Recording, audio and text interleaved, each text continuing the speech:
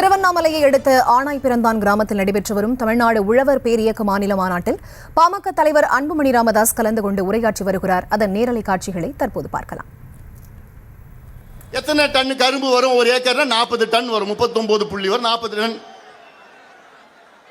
ஒரு டன் கரும்பு எவ்வளவு விலை இன்னைக்கு கொடுக்குறாங்க? மினிமம் சப்போர்ட் பிரைஸ், குறைஞ்சபட்ச ஆதரவு விலை, மினிமம் சப்போர்ட், எம்எஸ்பின்னு சொல்றது, மத்திய அரசு நிர்ணயம் பண்ற எம்எஸ்பி. அது எவ்வளவு? அதற்கு நீங்கள் எல்லோரும் கரம் கோர்த்து அத்துணை விவசாயிகளும் வாருங்கள், எங்களுக்கு ஆதரவு தாருங்கள் என்று சொல்லி நம் மாநாட்டை மிக சிறப்பாக நடத்தி கொண்டிருக்கின்ற நம்முடைய உழவர் பேரியக்கம் வேலுச்சாமி, ஆலயமணி, கணேஷ்குமார் உள்ளிட்ட அத்துணை மாவட்ட செயலர் உள்ளிட்ட அனைவருக்கும் என்னுடைய பணிவான வணக்கங்களை, நன்றிகளை தெரிவிக்கின்றேன். ஐயா இறுதியாக பேச போறாரு. எல்லாமே கேளுங்க. கேட்டு முடிச்சதுக்கு அப்புறம் பத்திரமா எல்லாம் வீட்டுக்கு போகணும், அமைதியா போகணும். என் தம்பி தங்கைகள் எல்லாம் பத்திரமா போன செய்தி, வீட்டுக்கு போய் சென்றடைந்த செய்தி வந்தால் தான் நான் தூங்குவேன். இது வரைக்கும் நான் தூக்கம் வராது.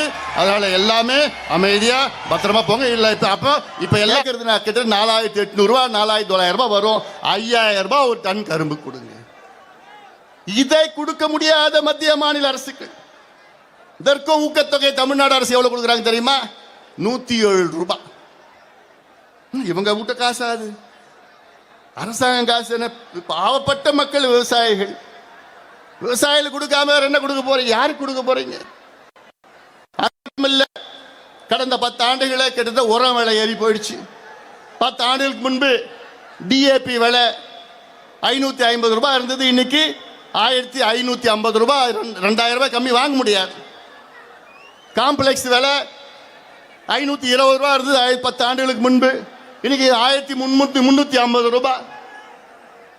பொட்டாஷ் விலை 310 ரூபாய் இருந்தது 10 ஆண்டுகளுக்கு முன்பு. இன்னைக்கு 1700 ரூபாய். அது கிடைக்கிறதும் கிடையாது.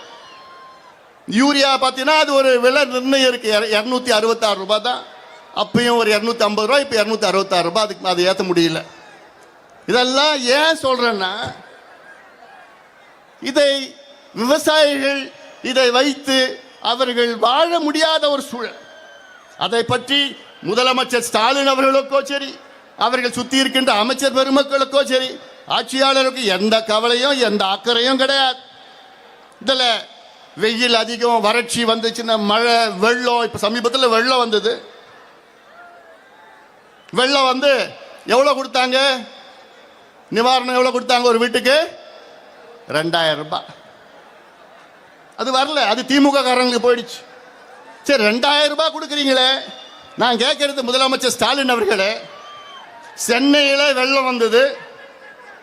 சென்னை மக்களுக்கு நீங்க எவ்வளவு கொடுக்குறீங்க? 6000 ரூபாய் கொடுக்குறீங்க ஒரு வீட்டுக்கு. தூத்துக்குடி, தென்காசியில வெள்ளம் வந்தது. அங்க இருக்கின்ற மக்களுக்கு நீங்க ஒரு வீட்டுக்கு 6000 ரூபாய் கொடுக்குறீங்க. ஆனா கடலூர்ல வெள்ளம் வந்தது, விழுப்புரத்தில் வெள்ளம், கள்ளக்குறிச்சியில் வெள்ளம், திருவண்ணாமலையில் வெள்ளம் வந்ததுன்னா எவ்வளவு கொடுக்குறீங்க? 2000 ரூபாய். அப்போ என்ன, நாங்க என்ன பாவப்பட்ட மக்களா? கடலூர் மாவட்டத்திலேயோ திருவண்ணாமலை மாவட்டத்தில் விழுப்புரம் மாவட்டத்தில் வாழ்கின்ற மக்கள் பாவம் பண்ணிருக்கிறாங்களா? இல்ல சென்னையில் வாழ்கின்றவர்கள் எல்லாம் புண்ணியம் பண்ணிருக்காங்களா? என்ன பாகுபாடு இது? இதை முதலமைச்சர் இதற்கு பதில் அளிக்க வேண்டும். இன்னொன்னு வாரணம் போய் சேர்களே, திமுக அரசால் தான் இங்க வெள்ளமே வந்தது. தென்பெண்ணையில விடிய கால 2:30 மணிக்கு முதலமைச்சருக்கு அன்புமணி சொல்றது புரிஞ்சாதானே பதிலளிக்க முடியும். புரியாம என்ன பதிலளிக்க முடியும்? அவர்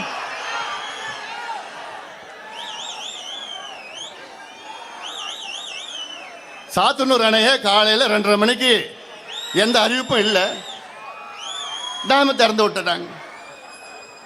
சரி, நான் கேட்குறேன், புயல் வந்துடுச்சு.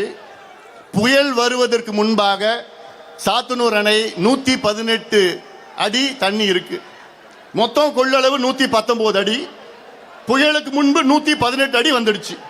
புயல் அடிக்குது, மழை வருது, 52 சென்டிமீட்டர் மழைன்னு எல்லாருக்கும் தெரியுது. தண்ணி சாத்தனூர் அணைக்கு மேலே உள்ள நீர்பிடிப்பு பகுதியில் அவ்வளோ வெள்ள, ஊத்தங்கரையில் 52 சென்டிமீட்டர் பெய்யுதுன்னு தெரியுது.